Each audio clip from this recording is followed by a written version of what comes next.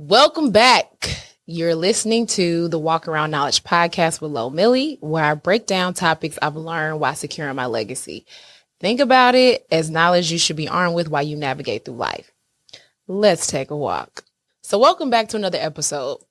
Last week, we discussed when I started to, get recognized. I'm feeling myself. The validation comes. And, this week, we're going to get a little heavy. This week we're going to talk about the time when I realized, or I was notified rather, that my father was sick and we were dealing with a situation that was terminal. And so before we dive into that, because I ain't trying to get all sad and shit too early, I just want to set the stage, you know what I mean? Because I think it's very important for people who have just been through adversity or felt like they, life was great and things were going well, and then something happened. It's just like, what the fuck? You know what I mean? Because that's kind of how I felt, at this time. I'm probably about a year and a half into building Can't Stay Put. Probably a little bit longer than that. Yeah, like a year and a half or two into building Can't Stay Put.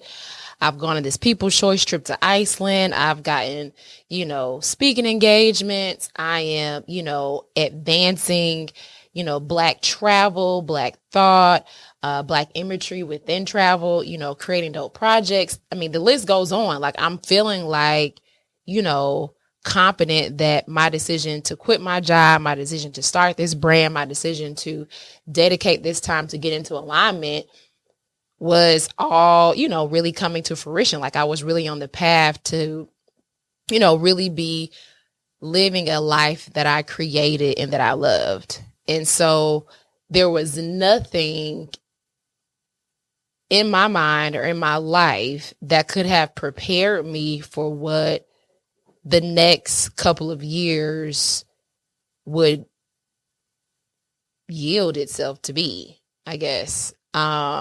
So we're just going to dive right into it.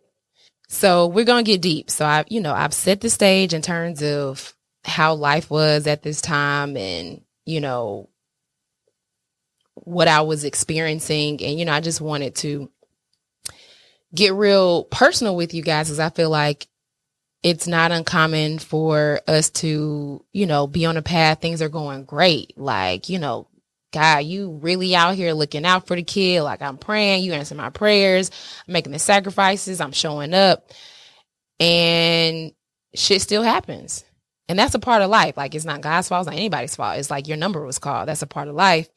But I could have never imagined what the next 4 years of my life was going to be like when I really learned of my father's illness. And so this was about a year and a half into building Can't Stay Put. And I remember my father had a hospital stint, and I was told that, he passed out, he ran out of oxygen, he was hooked up to oxygen, couldn't breathe, and not too much more than that. And just as some background info, my father's always been, he smoked tobacco out of a pipe. It was a part of his look. We'll get into that, because please believe I definitely got into my dad's ass about his life choices and habits, which contributed to, the end of life care. But anyway, my father smoked a pipe. It was a part of his distinguished look, businessman look. But anyway, given that he had, some health issues in the past, but nothing chronic or nothing terminal or anything like that. And the issues that he had in the past, he beat, wasn't a big deal. So this go round, I get the phone call, he's sick. And I'm like, I know, it's lung related. So I can imagine it's probably around, the smoking. And it wasn't that big of a deal at that point because I didn't really understand the magnitude, because at this point I hadn't lived in Atlanta since I left for college. So my interaction with my dad, of course, I was talking to him all the time, and, but it was very touch and go because, like, this is your selfish best interest time. You out exploring the world, exploring yourself, getting to know who you are. So although I was in constant communication with my parents, it was still, not the I see you every day. I see what you're dealing with, your health, yada, yada, yada. I was very oblivious to the reality of the situation. And at the time, I was still living the nomad life and rotating between LA, Oakland, New York, and Atlanta. And at that time, I was probably going to Atlanta maybe every 3 or 4 months. And I remember after that hospital stint, like, he did eventually get out of the hospital, but there was this discussion around like next steps, because this is when they had officially diagnosed him with a disease called COPD, which you've probably never heard of. I didn't really know what it was until then. Shit, me nor my dad knew what it was until then. It's like they be coming up with new fucking diseases every other day in medicine. Anyway, COPD is chronic obstructive pulmonary disease. In my father's case, he was stage 4 when we found out. He probably had COPD for years and years and years. What I like to describe it as is, imagine running a marathon and imagine how you are breathing after your marathon, and imagine having to breathe like that all the time. So you can imagine the discomfort, you can imagine the fear associated with it, right? Because you and I don't think about breathing. We just breathe. We don't think twice about it. We don't think about if perfume is going to take our breath away or cleaning is going to take your breath away. None of that. But all of those things became our new reality. And I will say, we're going to get deeper into it, but it took us almost 2 years to learn what we were dealing with so we could reach a certain level of comfort of dealing with the disease. So many near-death experiences, but we ain't going to even get there yet. This is, me coming to understand this new reality. And so that's what COPD is. The next time I went to Atlanta, I, took my dad to a doctor's appointment or two, and he was with a family member, living with a family member. And I remember talking to the family member, talking to my dad just about what we were dealing with and how this wasn't something to gloss over. Mind you, I'm 26. Yeah, I'm 26. I had never been to the hospital, doctor's office, regular checkup, but I'm grown, 26, but not like manage somebody care, the team of 7 doctors grown yet. You know what I mean? But anyway, so this time home, I started to see that this was a lot more than I had expected. And I also realized that this was something that one of my dad's kids needed to take on, because it wasn't anybody else's responsibility. And just to be fully transparent, my father was going through, was on the outs of finishing or wrapping up a divorce. So he was in the rebuilding stage. And so that made this time even more critical, right? Because, we know how divorces work. Shit, both parties end up broke, or not broke. I wouldn't say broke, but it just takes a lot out of you going through the divorce. And I think for my father at that time, it just took a lot out of him, you know what I mean? As a businessman, lawyers, the whole 9. And so he was in this rebuilding phase. rebuilding his life, rebuilding his business and all that kind of stuff. But he ended up getting sick in that time frame. So to kind of set the stage is like, we're dealing with somewhat lack of resources, a business that's not necessarily at the height, right? And a new illness that we don't know nothing about. I'm 26. I'm on my high because I'm building Can't Stay Put. I'm out in the world. I'm doing my thing. I'm international. So I'm like, okay, I'm coming through Atlanta. I see my dad. He's sick. I don't really want to accept it because, he's still my superhero now. So I'm not even really internalizing anything chronic, anything terminal, anything. It's just, okay, he needs extra oxygen because he can't breathe. And that's that, But in time, I soon realized that we were dealing with a different beast. And I realized that this was going to be something. Well, let me just say this. I didn't realize. I didn't know. I did not know what that shit was going to be like. But essentially, the understanding was, Lauren, I need for you to help me. And that's what I just need for you to help me. I need for you to help me live as long as I can to get you and your siblings ready for me not to be here anymore. And it was just like, the fuck are we even talking about right now? Like, what are we even talking about right now? You know what I mean? Like, and, I didn't want to accept it because, mind you, I'm 26. Like, I got older siblings that are different places in their life. And I just felt like, this is my time to build my thing. Like, I'm stepping out on faith. Like, what is this timing? Like, bruh, like, what is this timing? And so even with us having that conversation, like I said, it still wasn't penetrating for real.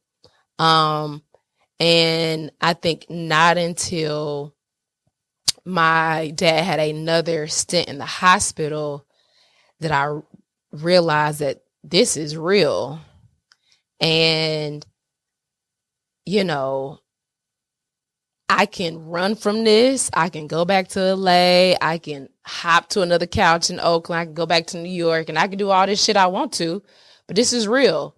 And so that time I went home, when I had left Atlanta that time, it was kind of like a feeling of like, well, I know I'm not going to have to be the one to do it. Somebody else going to do it because I'm out here building and I'm doing this and I'm doing that. I know God's going to make a way for somebody else to try to figure this out. Like, I'm not stable. I'm not. But, in hindsight, like I tell people now, is like, when you're called, you're called.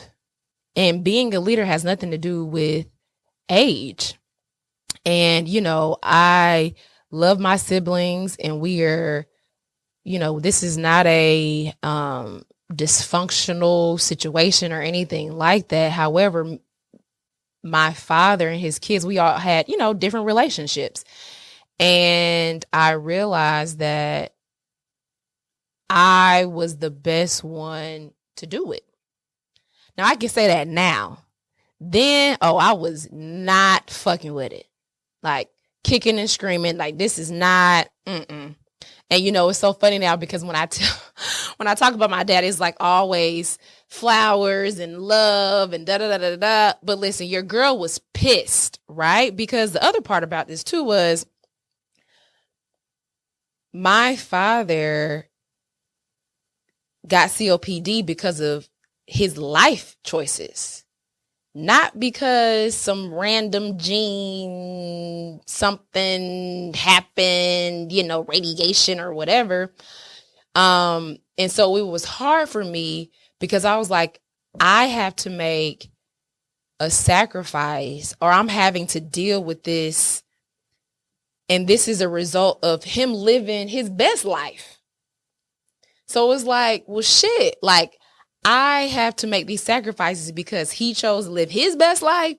And I say that because my mom is a 2-time breast cancer survivor. And, you know, me and my mom's kids, we worked together to take care of her during that time. But something like breast cancer, there's nothing you can really do to avoid getting that, right? So the feelings that I had when my father got COPD, it was like I was mad because I told your ass to stop smoking a long ass time ago. You know what I mean? And so there was this anger. There's this like, God, like I'm out here building this brand, like I'm doing the damn thing. There was the thoughts of like, I got older siblings, like they need to step up. There's the thoughts of like, you know, this is on my dad. Like, you know, maybe if he would have lived a different life or, you know, was more successful at his relationships, you know, things will be different. You know, the whole night, all of these things are going through my mind. All of these are selfish thoughts, right? Because I am 26. Your 20s are for your, you know, your selfish best interest. And yeah, man, I apologize for the pausing, y'all, but like, I'm just reminiscing about that time and like that young 26-year-old who didn't know, just really didn't know. And I think shit got real when the next time I went home and my dad was in the hospital and he was on the ventilator. And essentially the doctors were like, you know, with this COPD, your dad's going to continue to have these exacerbations. And there's going to be a time where he goes on the ventilator. He's not going to be able to get off. And we can't really tell you when, what, you know, like it varies. Because the other thing about COPD, like people can live a long time. If you can catch it early, you can stabilize your situation, live a certain type of way, have some money, like you can manage it. But we were past that. We stage 4, you know, like, and we'll talk about the bullshit ass healthcare system at another time and why we should have probably found out when he was stage 1, stage 2, or even fucking stage 3. But I digress. So anyway, I think things started to hit the fan when, you know, my father was on the ventilator. It's like, okay, this is real. Like, holy shit. Holy shit. You know what I mean? You start to see like the roles in your mind start to reverse of like, this has been my hero my whole life. And I'm having to see this man need me. Like it is a mind fuck. And I apologize for my language, but I already told y'all on the intro trailer that we're going to be cussing. So I feel like I don't need to really apologize like that.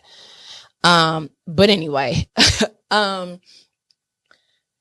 you know, that transition of like seeing your parents like that, it's a very hard pill to swallow. And I think you don't even really accept it at first. I mean, because there's plenty of other experiences down the line that we're going to get to that sealed the deal. And I was, you know, clearly understanding of what we were dealing with. But this phase, like it probably took, I would say, almost 6 months to a year for me to fully accept what was going on. Because at that time I was like, okay, well, I don't have to stop what I'm doing or even really rearrange my life like that. I just need to spend maybe like, you know, 2 or 3 months really focused on finding a place for him to live. You get the insurance in order, healthcare, you know, all of those little things in order. Dog, 3 months turned into fucking 4 years. Okay. Not me consistently living in Atlanta, but just that process in itself. Right. Because in the initial stages, it was just like, all right, got this disease. We need to figure out, you know, how to get you a comfortable place, living. All right, cool. But then it became, oh, he's not going to live forever. Like, okay, then now we got to do succession planning. Now we up against the clock. And then all these other things started to happen that I'll dive deeper into in the next episode. But I will say that as I reminisce about that time, I'm happy I didn't know. I'm happy I did not know what was ahead. Because I don't know if I would have showed up. I would say that was probably like going through, and people out there who've ever taken care of a loved one or been a caregiver, CNAs or whatever, you already know. But taking on and being somebody's caregiver, electing to do that, and electing to physically like watch somebody essentially die slowly. And if it's somebody like a parent, you legit are dying with them. And that was one of the reasons why I did not fully want to accept it. And I took a while to accept it because it was just like, no, when good things happen to me, I want to relish in the good things that happen to me and not remember that I have this dark cloud over my shoulder. But after a while, I just had to learn how to live with it. And I lived with a dark cloud for four years. But, I think what I really want to convey to you guys is that, all of this is God's plan. You can be at the top of whatever. And I don't even think I was at the top of my game. Like I was just getting warm. Like, ooh, you gave me a little taste. Like I'm about to run with this baton. Like it's about to get lit. And shit, somebody dropped the baton before it got in my hand. Really? Dog, y'all don't even want to know how pissed I was. And in a way, as I'm thinking about it, I almost feel ashamed that I was mad and angry at my dad and that it took me a while to fall in line, but I'm human. And, I was 26. It's selfish ass people that are like 80. Like I'm 26, you know what I mean? I have to extend myself grace. But I will say that it was a very hard thing because none of my peers had to deal with something that heavy. And I will also say it's something to be said for somebody that is still alive, that's dying, and you're having to physically take care of them versus somebody immediately dying. I feel like dealing with the grief of immediacy is out of this world. I've never had to deal with it. But also there is something to be said for years of dealing with death, hospitals, medication, doctors. Like it's heavy, you know what I mean? And I don't want to compare one is worse or not. But they're just different. And I want to dive into that because, a lot of us don't know what other people are out here dealing with. And I will also tell you too, is like, if you've never been in this situation, keep on living. You are somebody's child. You are somebody's grandchild. You are somebody's sister, brother, whatever. Keep on living. Because one thing that is for sure is that we all gonna die. And I think the reality is we always think about, retirement, like getting old. You don't think about getting old and sick. That's a whole nother ball game. But anyway, I know I'm giving you a mouthful rather, and we done took it a little deep. We're going to take a little break, but I'm going to come back and wrap it up.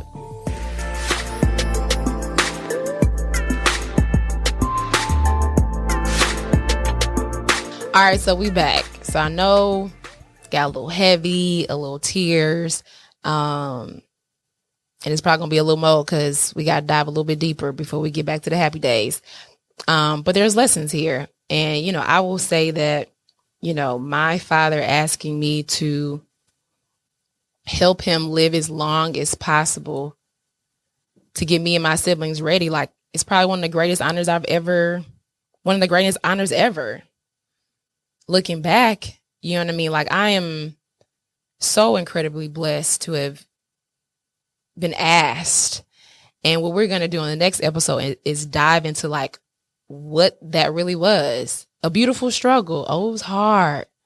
And it's easy for me to say how beautiful it is today and smile and crack jokes and cuss and all that kind of shit. But your girl was going through it, okay? Through it. So anyway, without further ado, I want to thank you for tuning in to another episode of the Walk Around Knowledge podcast. Thank you, thank you, thank you. Make sure you subscribe. Make sure you like this. Make sure you share it. Make sure you tell your mama and your mama's friend to pull up because we're going to get deep. You know what I mean? Like some of you know this story, but pretty sure I'm going to drop some gems that you don't know. So I'll see you next week.